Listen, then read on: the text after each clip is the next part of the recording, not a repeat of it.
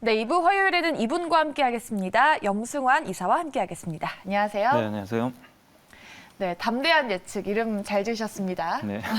뭔가 믿음이 확 가는데 그런데 참 시장은 저를 담대하지 못하게 만들고 있습니다. 네.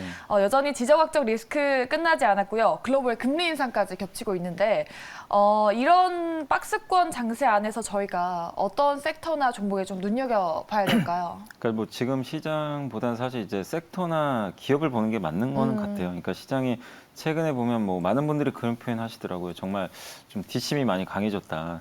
그러니까 어제도 상해 봉쇄령이 좀 내려졌는데 예전 같으면 증시가 또 무너졌을 수도 있는 그런 좀 큰 악재잖아요. 네. 그럼에도 불구하고 코스피가 어제 장중에 플러스까지 반전이 되면서 선전하는 그런 좀 모습이 나왔기 때문에 시장 자체는 확실히 좀 방어는 잘하고 있다.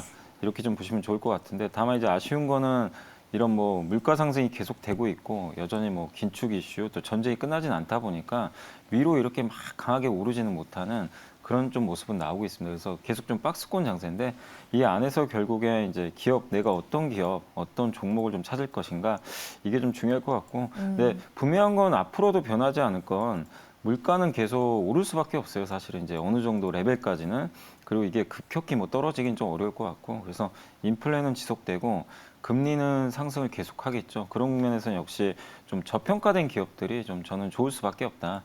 이렇게 보고 있고 또 그 안에서 뭐 정책 수혜를 받는 기업들이 좀 계속 돋보일 수 있으니까 그런 좀 교집합을 한번 찾아보시면 좋을 것 같고 네. 그런 이제 대표적인 업종으로는 뭐 은행 업종, 은행 업종 최근에 또 대출 완화, 뭐 규제 완화 얘기도 좀 나오기 시작했고 또 워낙 또 저평가돼 있잖아요. 항상 이제 가장 우선순위로 금리 인상하고 저평가 딱 떠오르면 은행 업종이 떠오르는 것처럼 너무 단순한 아이디어지만 여전히 은행 업종 좀 좋게 보고 그다음에 또 리오프닝 하게 되면서 의류주들도 괜찮은 것 같아요. 지금 뭐 의류 쪽 수혜도 좀 계속 나오는데 의류주들이 또 전통적으로 굉장히 또 주가가 저평가돼 있어서 좋은 것 같고 마지막으로도 철강 업종 역시 뭐 너무나 저평가돼 있고 지금 최근에 이제 철강석 가격이 좀 오르고 있는데 계속해서 아마 철강 가격도 인상될 가능성이 높고 이미 뭐 유럽의 여름 가격은 사상 최고치를 또 돌파했기 때문에 그런 면에서 좀 싸고 이렇게 좀 저평가된 요 세 개 섹터 한번 꾸준히 관심을 가져보시면 뭐 좋을 것 같습니다. 네, 앞으로 관심 가져볼 만한 업종으로 의류주, 철강주, 그리고 은행주 짚어주셨습니다. 그럼 이제 섹터별 이슈에 대해서 하나씩 살펴보도록 할 텐데 해외 입국자 격리 면제 이제 시행이 되면서 인천공항에 좀 사람이 북적북적 몰리고 있다고 합니다. 네. 정말 부러운데 이제 여행 항공주 다시금 주목을 받고 있는 상황에서 앞으로 또 다시 반등세 이어갈 수 있을까요? 그러니까 여행 항공주가 모멘텀으로 보면은 계속 좀 좋을 거는 같아요. 이제 말씀하신 대로 저 주말에 기사 보고 좀 놀랬던 게 네. 인천공항에 사람이 꽤 많더라고요. 정말 부럽더라고요.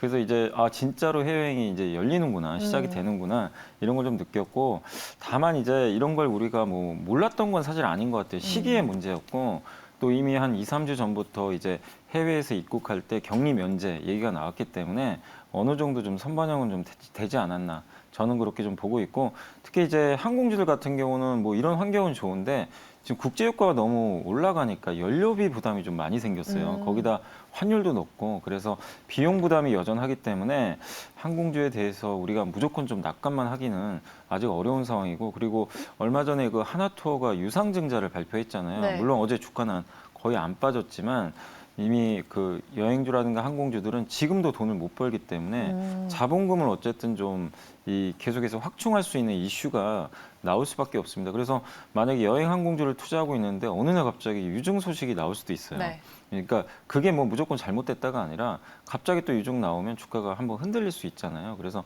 그런 부담감은 있기 때문에 차라리 자본 확충 이슈가 좀 끝났거나 그런 리스크가 적은 기업들 중심으로 해서 좀 하락할 때 사는 게 저는 좀 낫지 않나. 그래서 지금 어느 정도 주가들이 올라와 있기 때문에 저는 좀 선반영돼서 지금은 좀 투자 매력은 그렇게 높진 않다.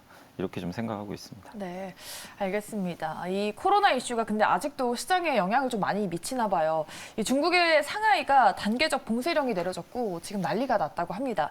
이 국내주도 이에 따라서 심리가 많이 위축된 상태인데 지난번에 선전시 봉쇄했을 때 시장이 네. 많이 급락을 했었잖아요. 이번에도 좀 많이 악영향을 줄지 그렇다면 그 안에서 저희가 주의해야 될 이 피해를 입을 섹터 혹시 어떤 게 있을까요? 일단 이제 선전시 같은 경우는 좀 거기에 이제 공장들이 되게 많이 있잖아요. 중국 선전시가 IT 제조업 기지로 좀 알려져 있어가지고 당시에 이제 일주일 봉쇄령이 내려졌을 때 정말 시장이 충격을 크게 받았죠. 그래서 이것도 중국 경기가 이렇게 둔화되나 또 그러면 이 가뜩이나 지금 물가 오르는데 스태그플레이션 간다 네. 이래가지고 정말 힘들었었는데 근데 어제는 같은 이제 비슷한 재료인데 상해시가 봉쇄령이 어쨌든 내려졌고 상해는 더 큰 도시잖아요. 뭐 중국 경제를 상징하는 도시인데 여기를 이제 절반 나눠가지고 3일씩 이렇게 봉쇄를 한다고 하더라고요. 그러니까 이런 부분도 당연히 악재는 악재죠. 왜냐하면 지금 가뜩이나 지금 전쟁 때문에 어려운 상황에서 중국 경기마저 안 좋아지면 정말 한국 증시가 오르기가 굉장히 좀 어려울 수밖에 없는 상황인데 다만 이제 중국에 좀 다행이었던 점 뭐냐면 중국에도 반도체 기업들도 많이 있고 거기 테슬라 공장이 또 상해시에 있잖아요. 네. 근데 여기가 테슬라 같은 경우는 하루만 공장 가동이 중단이 된다라고 밝혔고 또 중국의 SMIC라든가 화홍 반도체 같은 이제 IT 이 공장들은 정상 가동을 한다라고 좀 언급이 나왔던 것 같아요. 그러니까 셧다운은 아니구나. 그러니까 사람들은 거리에 못 나가지만 네. 공장 가동은 이제 어쨌든 간에 좀 된다. 이런 걸 봤을 때는 중국이 그냥 극단적으로 문을 닫지는 않는구나. 옛날에는 그냥 한 명만 나와도 그냥 다 닫아버렸어요, 완전히. 네. 예. 그 확진자 안 나올 때까지. 근데 이제 그걸 중국 정부도 좀 인지를 하고 오미크론 좀 막기가 좀 쉽진 않거든요. 그래서 이런 부분들이 예전에 그 선전시 봉쇄보다는 좀 좋게 작용하면서 국내 증시가 좀 잘 버티고 있지 않나 이렇게 보고 있습니다. 그래서 일부 영향은 당연히 불가피합니다. 중국의 이 제로 코로나 정책이 바뀌어야 한국 증시에도 좀 우호적일 수가 있는데 뭐 물론 그게 끝난 건 아니지만 과거에 비해서는 중국 정부의 스탠스가 조금 바뀌어 가는 거 좀 완화되고 있기 때문에 증시 영향은 좀 저는 일부 어쨌든 좀 제한적이다라고 보고 있습니다. 네, 알겠습니다. 상하이 봉쇄 이슈에 대해서 짚어주셨는데 다음으로 짚어볼 이슈는 바로 삼성전자와 LG 디스플레이입니다. 지금 OLED 동맹에 대한 이야기가 나오고 있어요. 임박한 것으로 알려지면서 이 관련 수혜주들에 대한 관심도 많이 높아지고 있습니다. 이 동맹이 이루어지면 윈윈이 아니라 윈윈윈이 될 것이다라는 네. 이야기가 나오고 있던데 이 수혜주들 때문에 그런 이야기가 나오는 건가요? 네, 그러니까 뭐 이게 그 1+1은 보통 2인데 네. 이런 뭐 결합은 뭐 1+1은 진짜 5도 되고 10도 될 수도 있어요, 사실은. 그건 모르는 거죠. 이게 역효과 날 수도 있는 거고. 근데 이제 시장에서는 당연히 긍정적으로 볼 수밖에 없는 게 네. 삼성 입장에서는 지금 OLED TV를 지금 한다라고는 했는데 QD OLED라는 걸 직접 만들고는 있어요. 근데 이게 수율이 너무 안 나와서 1년에 많이 만들어야 100만 대 정도. 근데 삼성전자가 1년에 그 세계 1등이잖아요. 네. TV 지금 4천만 대 판매하거든요. 좀 적은 4천만 건가요? 대인데 100만 대면 네. 너무 적어요. 그러니까 이 수량을 어느 정도 좀 그 메꾸기 위해선 지금 유일하게 그 TV용 패널 만드는 회사가 OLED 쪽에서는 LG밖에 없잖아요. 그래서 LG를 받으면 삼성전자 입장에서는 나쁘지 않고 그리고 QD OLED TV란 이제 브랜드를 가지고 왔는데 이번에 OLED TV를 이제 출시를 했는데 이름이 그냥 OLED TV더라고요. 삼성. 그러니까 뭐냐면 LG 걸 좀 받겠다라는 좀 암시가 있는 거 아니냐. 왜냐하면 삼성 우리 것만 한다면 앞에 그냥 QD자 붙여버렸을 거예요.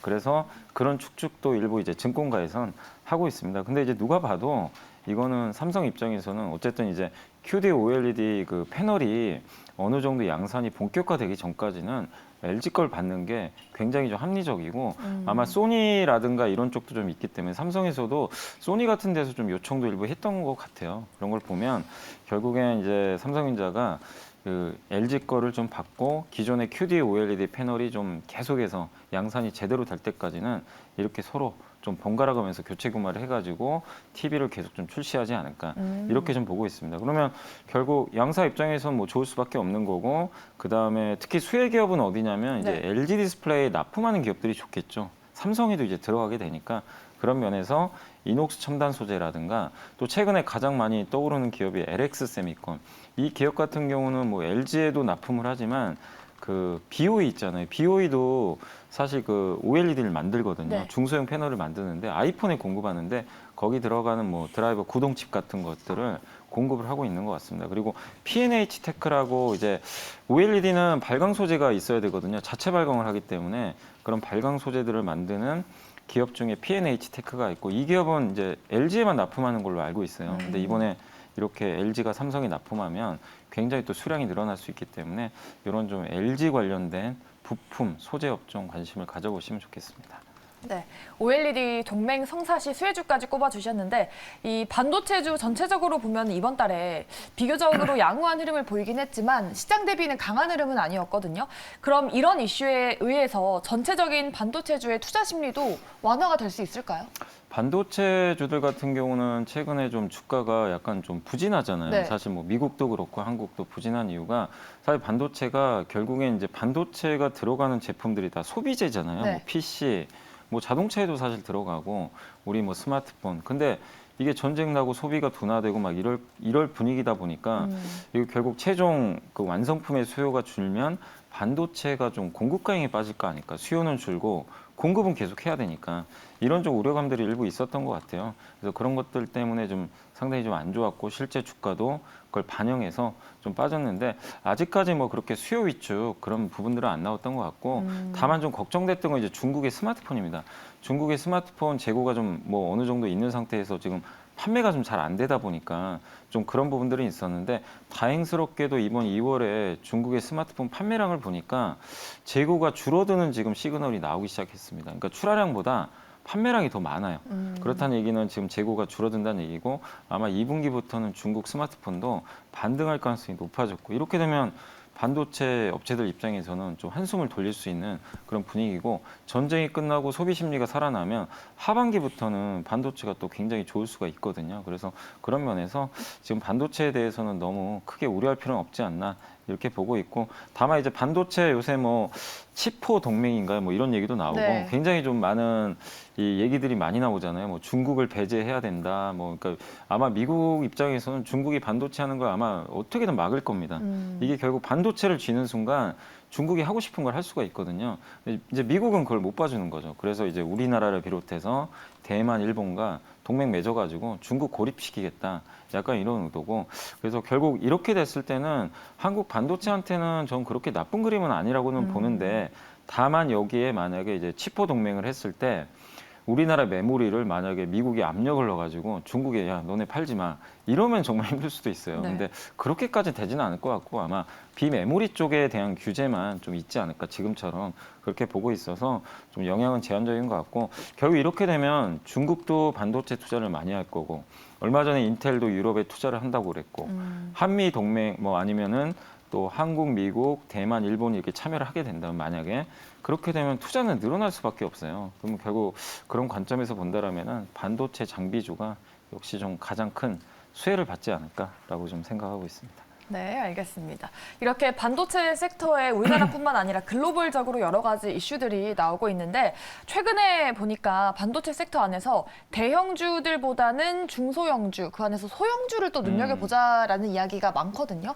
그런 부분에 있어서 좀 동의하시나요? 네, 오히려 지금 왜냐하면 삼성전자가 지금 못 움직여요. 네, 전자가 뭐 여러 이유들이 있죠. 사실 네. 뭐 브랜드 가치도 좀 훼손된 게 있고 파운드리도 기대만큼 못하다 보니까 이게 무거운데 그래도 분명한 거는 메모리 공급은 어쨌든 줄고 있고 하반기 수요가 늘어날 것 같고 중국의 스마트폰도 어쨌든 지금 시그널은 조금씩 개선되는 방향으로 가니까 큰 방향에서는 크게 문제될 건 없어요. 근데 이게 삼성전자 자체적인 문제 때문에 이게 무거우니까 사람들은 이제 대안주를 좀 찾는 거죠. 그래서 이 중소형주 쪽으로 지금 오히려 활발한 종목 장세에 펼쳐지고 특히 중소형주 중에서도 국산화에 성공을 했거나 아니면 굉장히 지금 삼성전자라든가 하이닉스 그 외에 중국 아니면 뭐 인텔 뭐 이런 미국의 반도체 기업들의 납품을 조금씩 늘려가는 그런 기업들이 선택을 좀 많이 받고 있고 특히 PER이 10배가 안 되는 기업들도 많이 있어요. 그래서 굉장히 저평가된 기업들도 많이 있기 때문에 반도체주 중에서 좀 중소형주들도 여러분들이 꾸준히 한번 탐색을 해보시면 좋을 것 같습니다. 네, 알겠습니다. 반도체에 대한 의견 잘 참고를 해보시기 바라겠고요. 이제 마지막으로 또 시장 전체적인 전략에 대해서 여쭤보도록 할게요. 어제는 좀 외국인 수급이 빠져나가면서 국내 증시는 미국 증시랑 다르게 파란불을 좀 켰습니다. 지금 러시아, 우크라이나 전쟁 이슈라든지 인플레이션 압력 등 이렇게 많은 이슈가 또 있잖아요. 이번 주 내내 이 국내 증시가 상승을 못할 것이다라는 의견이 지배적인데 좀 어떻게 보시나요? 저는 뭐 그렇게까지 보진 않고 네. 증시가 뭐 오른다 내린다 보다도 저는 어느 정도 바닥은 나왔다고 보거든요. 아까 오. 말씀드린 대로 그러니까 빠져야 될 악재들이 나와도 시장이 버텨요. 그렇다는 얘기는 어느 정도 악재가 선반영됐고 시장 참가자들이 더 이상 그런 거에 민감하게 반응을 안 합니다. 그래서 결국엔 근데 이제 오르기도 좀 탄력적으로 못 가는 건 역시 형님인 삼성전자가 좀 달려줘야 되는데 네. 그게 좀 안 나와요. 그러니까 삼성전자랑 현대차가 좀 의미 있게 외국인 매수가 들어와서 올라갈 때 아 이제 지수가 좀 위쪽이 좀 열리겠구나 그런 시그널로 보시면 되는데 지금 아직까지는 그런 게 안 보이잖아요. 그래서 이런 장에서는 하단 상단이 막혀 있어요. 그럼 결국 종목 장세니까 개별 기업 중심으로 여러분들이 보시면 됩니다. 그래서 시장을 너무 이렇게 부정적으로 보지 마시고 그렇다고 뭐 엄청 낙관적으로 볼 지금 상황은 아니니까 내가 여기서 어떤 기업 어떤 섹터를 좀 한번 찾아볼까. 그래서 기업과 산업에 계속 집중을 하시면 좀 좋을 것 같고 그래서 오늘 뭐 저는 관심 종목으로 저도 한번 좀 고민을 해봤는데 네. 윈스 같은 기업들도 괜찮은 것 같아요. 뭐냐면 보안주거든요. 요새 뭐 사이버 보안 얘기도 많이 나오는데 결국 뭐 인터넷 침입 방지라든가 뭐 디도스 공격에 이제 대비할 수 있는 그런 솔루션들을 KT나 우리 한국의 그 아마존 그 웹 서비스라고 그 클라우드 서비스하는 그 업체 있잖아요. 아마존에. 그런데 이제 주로 납품을 하고 있어요. 근데 이제 정부에서도 클라우드 공공 보안 얘기를 계속 꺼내고 있기 때문에 수요도 계속 증가할 가능성이 분명히 높습니다. 그리고 이번 실적도 너무 좋았고 그리고 저평가도 돼 있기 때문에 그래서 이렇게 완전 개별 기업이잖아요. 이런 기업들 중심으로 하셔가지고 한번 그 고민을 해보시면 좀 좋을 것 같습니다. 네, 윈스까지 꼽아주셨습니다. 이렇게 오늘 담대한 예측에서 시장 꼼꼼하게 파헤치는 시간 가져봤습니다. 그 안에서 관심주까지 꼽아드렸으니까요. 여러분들 잘 참고하셔서 성공 투자하시기 바라겠습니다. 네, 지금까지 EBS 투자증권의 디지털 사업부 염승환 이사와 함께했습니다. 오늘 말씀 고맙습니다. 네, 감사합니다.